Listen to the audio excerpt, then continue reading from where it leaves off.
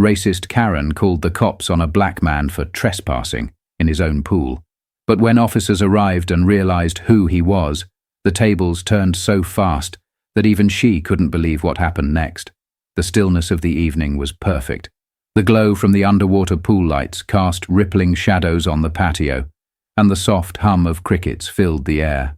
Marcus Reed let out a long breath, sinking deeper into his reclining chair, sipping a glass of iced tea. This was what retirement was supposed to feel like. Peace. Then, the sirens. A sharp flash of red and blue cut through the tranquil night. Marcus sat up, his muscles instinctively tensing from decades of training as a police officer. The screeching tires, the slamming of car doors, it all happened too fast. Before he could process it, two officers burst through his backyard fence, guns drawn. "Step away from the pool! Hands where we can see them!" one of them barked. Marcus froze, his heartbeat thudding in his ears. He raised his hands slowly, staring down the barrels of the guns aimed at his chest. A nightmare scenario. He'd been in the force for over 20 years. He'd trained officers like these. He knew how fast things could escalate, how a single misinterpreted movement could mean the difference between life and death. He forced his voice to remain steady. "What's going on, officers?" Then, a voice he knew all too well cut through the tension like a knife. "I told you he didn't belong here." From the patio next door, Karen Benson stood with her arms crossed, a smug smile playing on her lips.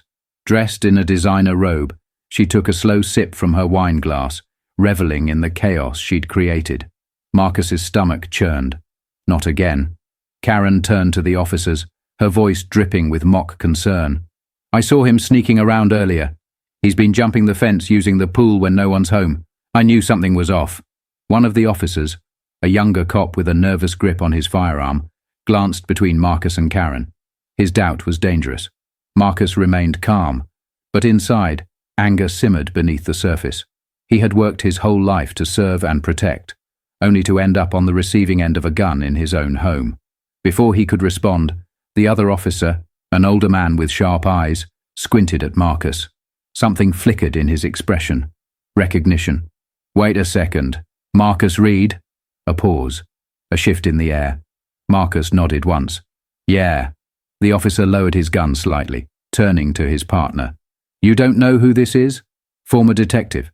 NYPD. One of the best." The younger officer hesitated, then quickly holstered his weapon, his face flushing with embarrassment. Karen's confident smirk wavered. "Well, what does that have to do with anything?" she stammered. "He still doesn't belong here." Marcus exhaled slowly, his jaw tightening. He had spent his life fighting for justice, but tonight, justice was about to fight back. The tension from the previous night still lingered in the air. Marcus sat at his kitchen table, sipping his morning coffee, his mind replaying the look on Karen's face when the officer recognized him. It wasn't shock. It was anger. The realization that her lie had failed, that she couldn't manipulate the situation to her advantage. But Marcus knew this wasn't over. It never was. As he stared out at the backyard, the same one he worked his entire life to afford, memories flooded in. When Marcus first moved into this upper-class suburban neighborhood 3 years ago, he expected some resistance. He'd seen it before. He knew how these places worked. But he hadn't expected Karen Benson to be the worst of them all. It started with subtle things. The disapproving glances, the way her lips pursed whenever she saw him working on his lawn. At first he brushed it off. Then came the HOA complaints. Karen had been the self-appointed watchdog of the neighborhood. Within weeks of him moving in, she lodged complaints about his unkempt lawn, despite the fact that his grass was trimmed better than hers. Then it was his loud music. Except, Marcus didn't play loud music, and when he had his niece and nephew over to swim in the pool, Karen claimed there were too many people in the yard, and it looked suspicious. Marcus kept his cool. He had seen worse. He had dealt with worse, but Karen kept escalating. Marcus learned quickly that Karen had a history of weaponizing 911 against black neighbors. There was the teenage boy delivering newspapers. She called the cops on him, claiming he was casing houses. There was the black father picking his daughter up from a playdate. Karen reported him as a suspicious vehicle. Every time, nothing came of it. And every time Karen felt more emboldened. Marcus tried to ignore it, tried to take the high road, but last night was the final straw. She didn't just call the police. She had them pull their guns on him, in his own home. Back to the present. Marcus decides to fight back. Marcus clenched his jaw, staring at his coffee. He had spent years enforcing the law, ensuring that people like Karen didn't get away with harassment like this. But now, it was personal. He grabbed his phone and scrolled through his contacts until he found the number he was looking for. "Hey Ramirez, it's Reed. You still on duty?" A pause. Then, "Yeah, why?" Marcus exhaled slowly, looking toward Karen's house. "I want to file a report." Marcus had been patient. Too patient. For 3 years he had tried to ignore Karen's constant harassment. He had hoped that with time she'd get bored and move on. But last night, she crossed a line that couldn't be ignored. Now, it was time to push back. Marcus walked into the local precinct, his badge from his days as a detective still tucked in his wallet. He didn't flash it. He wasn't here as an officer. He was here as a victim. At the front desk, Officer Ramirez greeted him with a concerned nod. "Detective Reed. Marcus, you sure you want to go through with this?" Marcus exhaled sharply. "How many times has she done this?" Ramirez hesitated. Then, after a few keystrokes on his computer, his eyebrows shot up. 15 reports in 2 years. Every single one, a suspicious black man call. And guess what? Not a single arrest. Marcus's jaw tightened. She's been wasting police resources for years. Ramirez nodded. More than that. She's endangering lives. You know how easily last night could have gone wrong. Marcus didn't need the reminder. The cold barrel of a gun pointed at his chest was still fresh in his mind. "I want a formal complaint filed." His voice was steady, but the fire in his eyes was undeniable. "No more warnings. She needs to face consequences." Back in the neighborhood, word had already begun to spread. Neighbors whispered. Some, mostly the other black and brown residents, expressed quiet relief. They had been waiting for someone to finally take action. Others, Karen's circle, were less pleased. Karen, realizing that she was losing control of the narrative, doubled down. She stormed into the HOA office, demanding a meeting with the board. "Marcus Reed is a menace to this neighborhood. He's turning people against me." The HOA president, an older woman named Linda Parker, narrowed her eyes. "Karen, people aren't turning against you. They're just tired of your nonsense." Karen gasped, looking around the room. "Nonsense? I'm the one trying to keep this neighborhood safe." Linda folded her arms. "You called the police on a homeowner for using his own pool." Karen's face turned red. "How was I supposed to know it was his house?" The room fell silent. Even her closest allies were looking at her differently now. Desperate to regain her footing, Karen marched up to Marcus's house later that afternoon. She didn't knock. She banged on the door like she owned the place. When Marcus opened it, she was already mid-rant. "You think you can make me look like the bad guy? I've done nothing wrong." Marcus tilted his head, arms crossed. "Really? So calling the police on me for trespassing in my own backyard was perfectly fine?" Karen scoffed. "I was looking out for the neighborhood. It's not my fault you looked suspicious." Marcus chuckled. A dry, humorless sound. "Suspicious? Right." She jabbed a finger at his chest. "You can't do this to me. I have connections. People respect me here." Marcus leaned in slightly, his voice deadly calm. "Then maybe you should call those connections and tell them the police are investigating you for false reporting." Karen's smug expression cracked. What? She stammered. Marcus nodded toward her driveway. Officer Ramirez had just pulled up. "You're under investigation, Karen, and this time, there's no talking your way out of it." Karen's entire world began to crumble. Karen's panic was immediate. Her face drained of color as Officer Ramirez stepped out of his patrol car, clipboard in hand. "Karen Benson?" he said, his voice all business. She swallowed hard, glancing at the neighbors who had begun to gather on their lawns, watching the scene unfold. The same people who once tolerated her antics now looked at her with disgust. Karen straightened her shoulders, forcing a smirk. "This is ridiculous. You can't seriously be investigating me." Ramirez didn't blink. "You filed a false police report, Karen. That's a crime. And after looking at your history, it's clear this wasn't a one-time mistake." Marcus folded his arms. 15 calls, Karen. Every single one about a suspicious black man. Karen's hands clenched into fists. This is harassment. I was just looking out for the neighborhood. Since when is being cautious a crime? Ramirez flipped a page on his clipboard. Caution. You claimed Marcus was jumping fences and trespassing, but the security footage proves otherwise. He held up his tablet, playing a crystal-clear video of Marcus walking through his own back gate, unlocking his own door, and peacefully sitting by his pool. Karen's jaw tightened. She was trapped. Then, the real bombshell dropped. Ramirez sighed, shaking his head. Karen, we ran a deeper search, and guess what? We're not the only ones investigating you. Karen blinked. What? Marcus raised an eyebrow. He hadn't expected this either. Ramirez continued.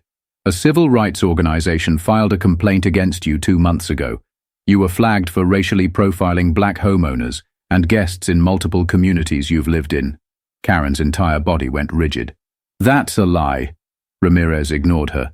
There's even an incident from your last neighborhood.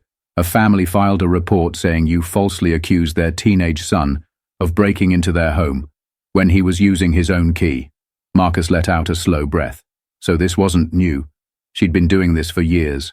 Karen turned to Marcus, her voice rising in desperation. You don't understand. This is my home. I was just trying to protect. Marcus stepped forward, cutting her off. His voice was calm, but sharp as a blade. Protect who, Karen? The only thing you've been protecting is your own power. The weight of his words hung in the air. For the first time, Karen had no comeback. Officer Ramirez sighed. Here's what's going to happen. You will be formally cited for filing a false police report, and with your history, it's likely more legal action is coming. Karen shook her head rapidly. No, this isn't fair. You can't do this. I'm a respected member of this community. Marcus raised an eyebrow. Not anymore. Her breathing turned shallow, panic fully setting in. Her gaze darted around, searching for a friendly face, but there were none. Neighbors whispered. Some pulled out their phones. The predator had officially become the prey. Marcus took one last look at Karen and shook his head. I told you this would catch up to you. And as Ramirez handed her the legal notice, Karen finally understood. Her reign of intimidation was over. Karen's hands trembled as she gripped the legal notice Ramirez had given her. This can't be happening, she muttered, her voice barely above a whisper. But it was. The weight of her actions was finally crushing her, and Marcus could see it. He had seen this look before, the moment when a person realizes they've lost control. But Marcus wasn't done yet. As Karen's panic intensified, Marcus took out his phone and pulled up a recording app. You're going to publicly apologize, he said flatly. Karen's head snapped up. Excuse me? Marcus didn't blink. You accused me of trespassing. You called the police on me in my own home. Now the entire neighborhood knows what you've been doing for years. You're going to make this right, publicly. Karen scoffed, her bravado returning for a split second. I will do no such thing. Marcus simply turned his phone around, revealing that he had been live-streaming the entire encounter. The live chat was exploding. Wow, she's really trying to weasel out of this. This woman has been a menace for years. Marcus is a legend for exposing her like this. Karen's eyes widened in horror as she realized just how many people were watching her downfall in real time. The gathering crowd grew larger. More neighbors came out, whispering to one another. A middle-aged black woman, Mrs. Johnson, stepped forward. So you're finally getting what's coming to you, Karen? You called the cops on my son last year because he was riding his bike home. A Latino father, Mr. Rivera, crossed his arms. You reported my cousin for sitting in his own car, said he looked out of place. More voices joined in. Karen had terrorized this neighborhood for years, and now, they were done being silent. Karen looked around in desperation, but there were no allies left. No one to defend her. Her eyes darted back to Marcus. I'll sue you for defamation, she snapped. You can't just record me like this and slander my name. Marcus chuckled, shaking his head. It's not defamation if it's true, Karen. Officer Ramirez folded his arms. And by the way, you're on public property right now, meaning Marcus has every right to record you. Karen's face burned red as the reality sank in. She had no power anymore. Marcus took a step closer, lowering his voice so only she could hear. You wanted me gone, Karen. But now, you're the one who doesn't belong here. Karen flinched. The same words she had thrown at him, now turned against her. She staggered back, gripping the HOA notice in one hand and the legal citation in the other. The realization was clear in her eyes. She was finished. Marcus turned to Ramirez. So, what happens next? Ramirez shrugged. She'll be facing a fine, possibly more if the civil rights case against her moves forward. He smirked slightly. Oh, and the HOA is having an emergency meeting tonight. Marcus raised an eyebrow. Let me guess. They're voting on whether or not to kick her out? Ramirez nodded. Looks like Karen might be looking for a new home soon. Karen staggered back, horror etched into her face. Her world was collapsing faster than she could process. And Marcus. For the first time in 3 years, he felt like he could finally breathe. That evening, the HOA held an emergency meeting in the community clubhouse. Normally, these gatherings were filled with dry discussions about lawn regulations and noise complaints. But tonight, every seat was filled. Some people even stood against the walls, murmuring in hushed tones. Everyone knew why they were there. Karen sat near the front, her face pale and tight-lipped. She had shown up in her usual expensive attire, but tonight there was no air of superiority about her, no smug confidence. Across the room, Marcus sat calmly, his arms crossed as he watched the end of her reign unfold. The HOA president, Linda Parker, cleared her throat. We're here to discuss the ongoing issues involving Karen Benson. Over the last 3 years, numerous complaints have been lodged against her for harassment, racial profiling, and false police reports. And last night, she glanced at Marcus, she nearly got an innocent man arrested. Or worse. The room buzzed with agreement. Karen sat stiffly, jaw clenched. I was only looking out for the neighborhood. Linda raised an eyebrow. Is that so?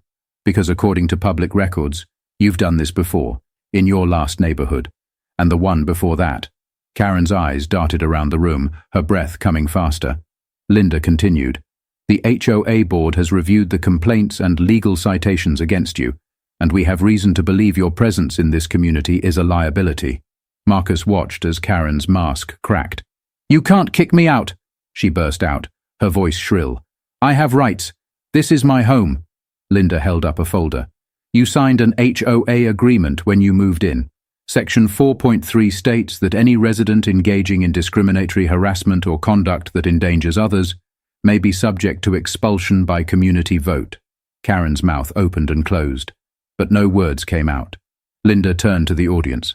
All in favor of Karen Benson being removed from this community, raise your hand. For a brief second, no one moved. Then, one hand went up, then another, then 10, 20. Within seconds, nearly every single resident in the room had their hand raised. Karen's face twisted in shock and horror. No, you can't do this. I built this community. I was here first. Marcus leaned forward, resting his arms on the table in front of him. And now you're leaving last. The finality in his tone hit hard. Linda nodded. The vote is final. You have 30 days to vacate your property. Karen shot to her feet, shaking her head wildly. This is a witch hunt. This is reverse discrimination. You're all just ganging up on me because I'm a white woman who cares about safety. Marcus sighed. Karen, it was never about safety. It was about control, and you lost it. Karen's hands trembled. She looked around the room one last time, searching for anyone, someone, who would stand with her. But there was no one left. Security guards, called in by the HOA, stepped forward. Ma'am, this meeting is over. Please leave the premises. Karen stared at them, stared at Marcus, then stared at the neighbors who had turned their backs on her. Slowly, stiffly, she grabbed her purse and walked toward the door. As she passed Marcus, she hissed through clenched teeth, This isn't over. Marcus didn't even blink. Yes, Karen, it is. And with that, she walked out, defeated. The door shut behind her, and for the first time in 3 years, the neighborhood felt lighter. Karen was gone.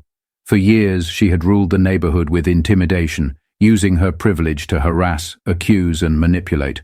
But now, her house sat empty. A for sale sign was staked into her front yard, the bold red letters standing as a reminder to everyone of what had happened. Karen Benson, the self-proclaimed protector of the neighborhood, had been exiled. But the consequences didn't stop there. Her video confrontation with Marcus had gone viral, racking up millions of views. News outlets picked up the story, labeling her Poolside Karen, another name added to the growing list of people who had been publicly exposed for racist behavior. Local businesses distanced themselves from her. She was forced to resign from the neighborhood HOA board she once controlled. Even her social circle abandoned her, not wanting to be associated with her public disgrace.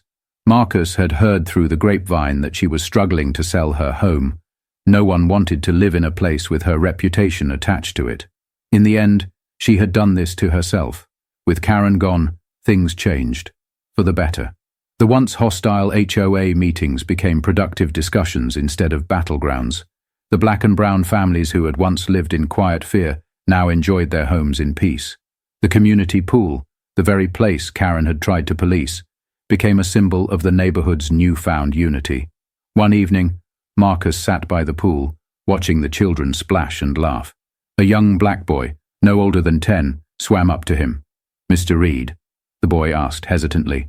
Marcus looked down, smiling. "Yeah, kid." The boy fiddled with his goggles before asking softly, "Are we safe now?" Marcus felt a lump form in his throat. He thought about everything. The years of quiet discrimination, the false police calls, the fear Karen had created. He knelt beside the boy and squeezed his shoulder gently. "We're getting there," he said, "and I promise, I'll make sure we keep going." The boy smiled before diving back into the water, and as Marcus leaned back in his chair, watching the sunset reflect off the rippling pool, he finally felt something he hadn't in years: peace. The neighborhood had changed, but more importantly, so had its people. For years, they had allowed Karen's actions to go unchecked. Some had turned a blind eye, too afraid to challenge her. Others had silently suffered, hoping things would get better on their own. But it took one moment, one act of courage, to spark a change. Marcus had stood his ground, not with violence, not with anger, but with truth and justice. And because of that, the entire community had woken up. One evening, Marcus walked through the neighborhood, hands in his pockets, taking in the quiet.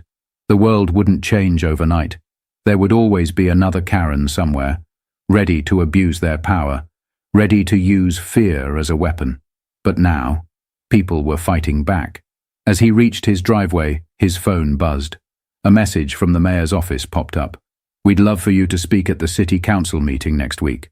We're working on new policies for handling false police reports. Your story made an impact." Marcus smiled to himself. This fight, it was bigger than him. He took one last look at the pool, the same place where Karen had tried to tear him down. Now, it was his sanctuary.